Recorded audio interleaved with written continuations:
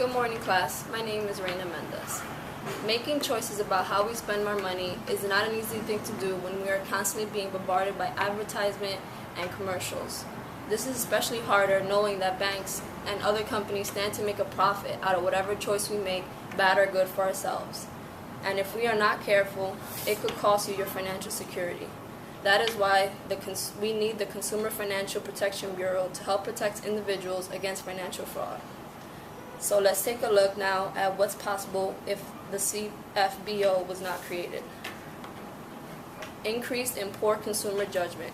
According to economist Robert Gertner from Bloomberg.com, he attributes economic illiteracy to low education, and it's usually people from low educational background or senior citizens. This low information increases our debt because we don't understand the financial contracts we are getting into. Without the CFPB, we also have financial firms pushing for more deceptive deals so that they can make a bigger profit from people. Individuals also have to rely on businesses to disclose their mandates, which are the rules and regulations that they must abide by. A problem with this is that there is no guarantee that businesses will self-regulate, and as testimony provided to the U.S. Senate Banking Committee by Mike Calhoun, who is the president of Center for Responsible Lending, pointed out that this was one of the reasons for the recent economic crisis.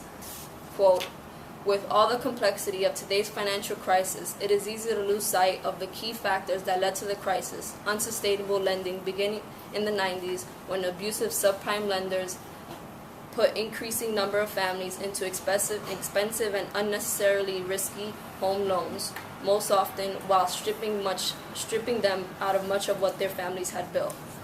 So now that we know what problems can be created without the CFPB, let's see just how is it that they help us. First, what is the CFPB? They were created in 2010 by the Dodd-Frank Wall Street Reform Act. They are part of the FTC, which is the Federal Trade Commission, which is the National Consumer Protection Agency. The FTC gives the Consumer Financial Protection Bureau the authority to sue businesses for wrongdoings and the ability to enforce national laws like the Equal Credit Opportunity Act, which disallows companies from lenders from discriminating based on race, culture, religion, marital status, national origin, or age. They also help against scams by empowering consumers through information. They offer specific information, like for senior citizens looking for retirement. They're able to tell you how retirement plans, like what they have to offer you and what they can't offer you and how much they could charge you. So they help us know our rights, and they also provide an outlet for us to file grievances or want anything investigated. So considering these measures that they provide, is the CFPC approach of informing and arming us with knowledge really a good remedy for fraud? I say yes. They investigate and sue abusive lenders. For example, some of the subprime mortgage lenders in certain states, a lot of the local state officials are bringing charges against some bankers. They develop ways to help certain targeted groups, like the ROAM database, which is a repeat offender against military. They basically make notice of companies or businesses that target military financial vulnerabilities. Recently in the news it came out fake colleges that would offer military people fake degrees that weren't accredited.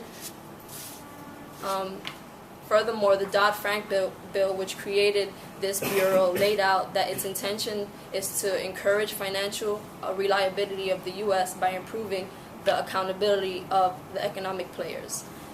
Again, as President Michael Calhoun from the Center for Responsible Lending said, consumer spending at 70% of gross domestic product fuels the economy, so promoting fair and transparent consumer marketplace is key for financial stability. Maintaining the independence of the CFPB is necessary in doing so.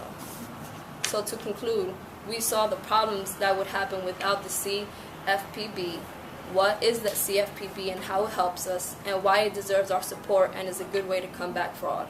So consumers, you are not alone when you are out there making risky choices whether to buy a house or a car. Problems can be helped by the CFPB, who will inform you or investigate if they must.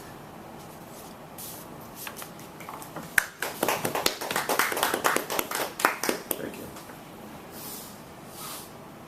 Yeah, Reyna, I think you put a lot of work into this. It's too bad you didn't have the PowerPoint. I think the PowerPoint would have slowed you down and kind of got you looking up a little more. There was a lot of reading going on. There was a quote towards the middle I wanted to ask you about that I didn't quite see how it related to the CFBC. My understanding of the CFBC, it's a consumer protection. It's not there to kind of like.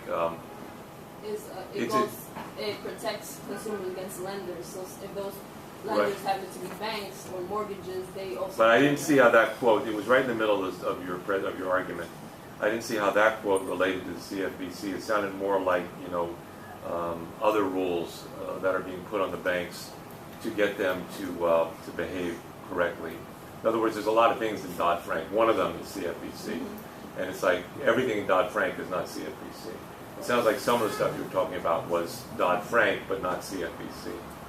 So what was that quote in the middle there? It was by the Mark Callahan from the president. I got that.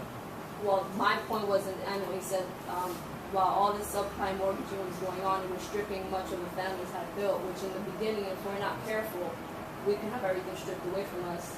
Okay, if you had explained that at the end, what was you read the quote, but then you didn't tell us what the significance of the quote was. In other words, how does this quote support my ideas that the CFBC will protect these people in the future, where in the past they weren't, and they were allowed to take these loans out without getting the full information of what it meant to take these loans out.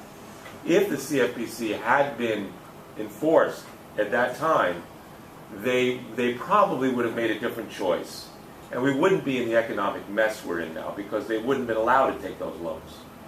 If you had taken the time to explain that, then all of a sudden the speech would raise to a different level, because you're making an argument and not reading a speech.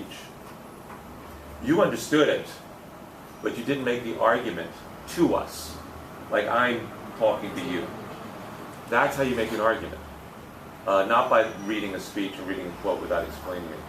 Now, if you learn that, and the next time you get up in front of people and you change your behavior, I can't change your grade, but I would like to know that's the case. I'd like you to come back and say, oh yeah, you were right, I needed to do that. And I learned something from the last one. If you did, then this course is gold. It's gold to you. And the grade doesn't mean anything. I wish you had a PowerPoint. It would have been better. I mean, the grade would be better. Thank you, Ray. Sure. Oh, yeah, no problem. Okay, Nagi will be doing his informative speech.